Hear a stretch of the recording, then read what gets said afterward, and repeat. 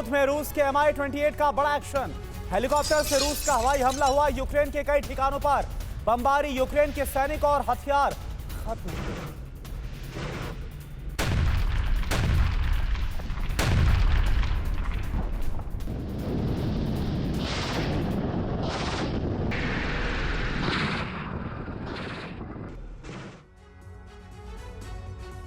तो रूस को क्रीमिया में बड़ा झटका लगा है। यूक्रेन डिफेंस ने रूस के सबसे पावरफुल मिसाइल डिफेंस सिस्टम को ध्वस्त करने का चौंकाने वाला काम किया।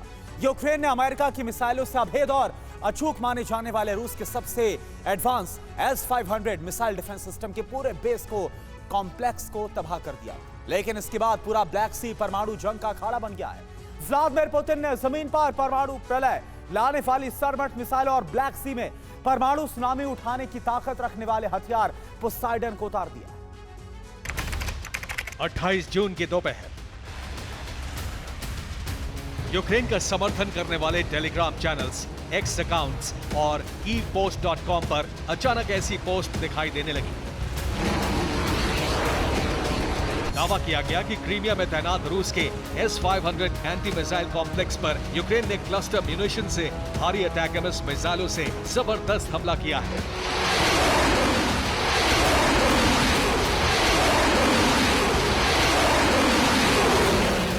इस हमले ने रूसी सेना और राष्ट्रपति पुतिन को सबसे बड़ा झटका दे दिया, क्योंकि वो हो गया जिसकी किसी ने कल्पना तक नहीं की थी।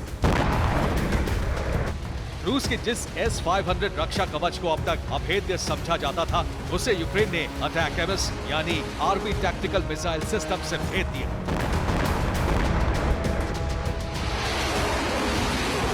यूक्रेन के मिसाइल हमले ने पुतिन के सबसे भरोसेमंद डिफेंस सिस्टम को ही ध्वस्त नहीं किया, बल्कि क्रीमिया में S-500 के लिए बनाया गया पूरा का पूरा कॉम्प्लेक्स ही तबाह कर दिया। यूक्रेन की न्यूज एजेंसी यूएनएन ने एक सैटेलाइट इमेज के साथ इस घटना की रिपोर्ट लिखी है। दावा किया है कि ये सैटेलाइट तस्वीर क्रीमिया के तजानकोय एयरफील्ड में बने रूस के S-500 एंटी मिसाइल कॉम्प्लेक्स की है।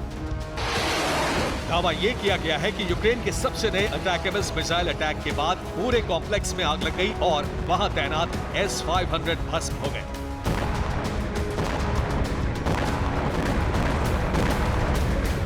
रूस के जिस मिसाइल डिफेंस सिस्टम को दुनिया का सबसे आधुनिक और सबसे शक्तिशाली समझा जाता था,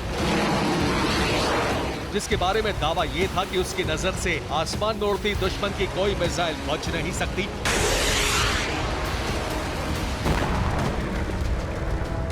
उस $600 मिलियन यानी करीब 5,000 करोड़ रुपए की लागत वाले सबसे शक्तिशाली S-500 मिसाइल डिफेंस सिस्टम को यूक्रेन के औसत समझे जाने वाले आर्मी टैक्टिकल मिसाइल सिस्टम ने कैसे तबाह कर दिया।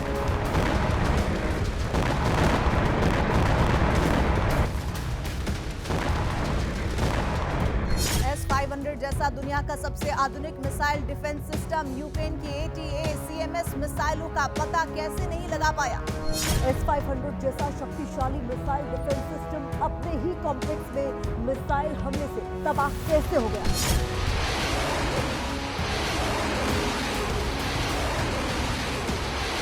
ये सवाल इस हमले के पीछे बहुत बड़ी साजिश होने की ओर इशारा कर रहा है, क्योंकि S-500 को रूसी सेना प्रोमेथस और गॉड ऑफ फायर कहती है। इस सिस्टम की रेंज 600 किलोमीटर तक है। S-500 सिस्टम 800 किलोमीटर की दूरी से ही लक्ष्यों की पहचान कर लेता है। S-500 सिस्टम एक साथ 10 सुपरसोनिक मिसाइलों से एक के बाद एक निशाना लगाने में सक्षम है।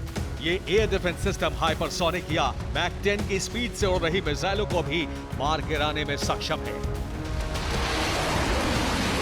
S-500 इतना शक्तिशाली है कि वो दुश्मन की किसी भी तरह की मिसाइलों, स्पेसक्राफ्ट और अंतरिक्ष में निचली कक्षा में चक्कर काट रहे हथियारों को भी तबाह करने में सक्षम है।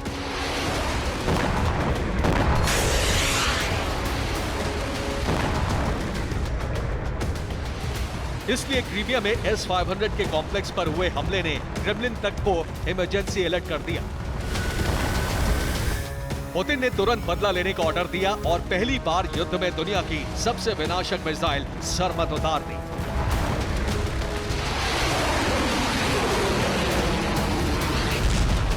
S-500 के ध्वस्त होने के बाद ब्लैक सी में परमाणु आग भड़क सकती है। ब्लैक सी में रूस और अमेरिका के बीच परमाणु भिड़ंत हो सकती है, क्योंकि युद्ध में एक तरफ दुनिया की सबसे विनाशकारी परमाणु मिसाइल सरमद की एंट्री हो गई है,